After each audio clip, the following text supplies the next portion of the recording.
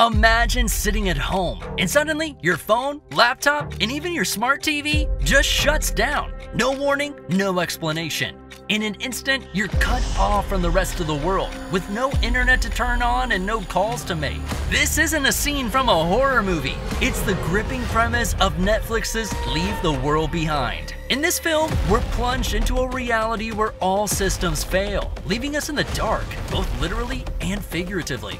It's a scenario that taps into one of our deepest fears, being completely disconnected, not just from our personal networks, but from the entire world. Section 1. A World Unplugged, the core fear.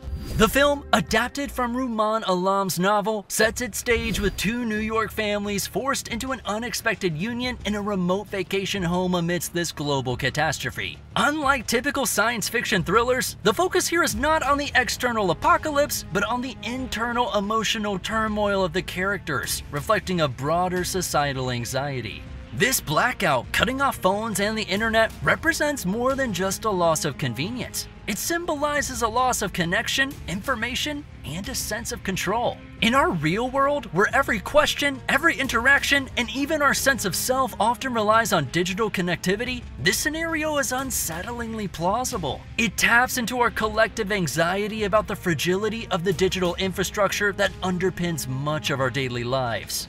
Section 2. Sociopolitical Reflections in a Disconnected World. The film introduces us to two families, Clay and Amanda's family, who are vacationing in a rural house, and GH and his daughter, who own the property. Their unexpected encounter in the midst of the blackout becomes a microcosm of broader societal dynamics. The film doesn't shy away from exploring how race and class influence their interactions. Amanda's initial suspicion of GH and his daughter, who are African American, is a stark reminder of the racial prejudices that still pervade society. It's uncomfortable, but it's real. The film holds up a mirror to these ingrained biases and forces us to confront them. Politics and xenophobia also find their way into the narrative. GH, with his background in dealing with military contractors, sees the blackout as a potential sign of a larger, more sinister event, possibly an invasion or a cyber attack. This perspective feeds into the growing paranoia within the group, echoing the political fear-mongering and conspiracy theories that are all too familiar in our current climate. The film critiques these fears, showing how easily misinformation can spread and escalate in the absence of reliable communication. Media, too, plays a crucial role in the story. In a world starved of information, the characters' reliance on their preconceived notions and biases becomes more pronounced. The film uses this scenario to comment on the power of media in shaping our perceptions and the danger of living in echo chambers, especially in times of crisis. Section 3. The Echoes of Civil War and Political Paranoia.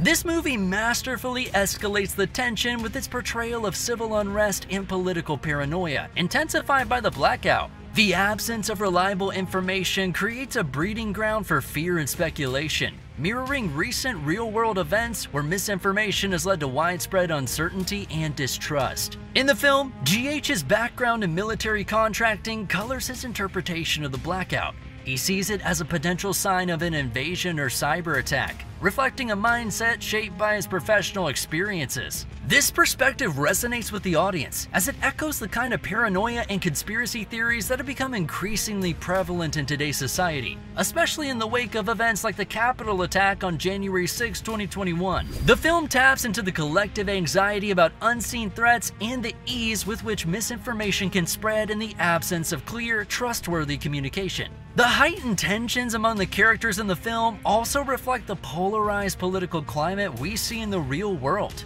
The lack of information leads to wild speculations and fear-driven responses, mirroring how public opinion is often swayed by unverified news and sensationalist media in our own society.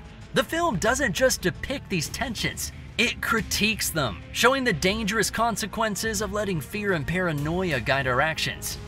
Section 4. Media as escape and reality's mirror. At the same time, pop culture, especially the iconic TV show Friends, plays a pivotal role in this movie, serving as both a refuge from the harsh realities of the crisis and a mirror reflecting our own world. The character of Rose becomes central to this theme.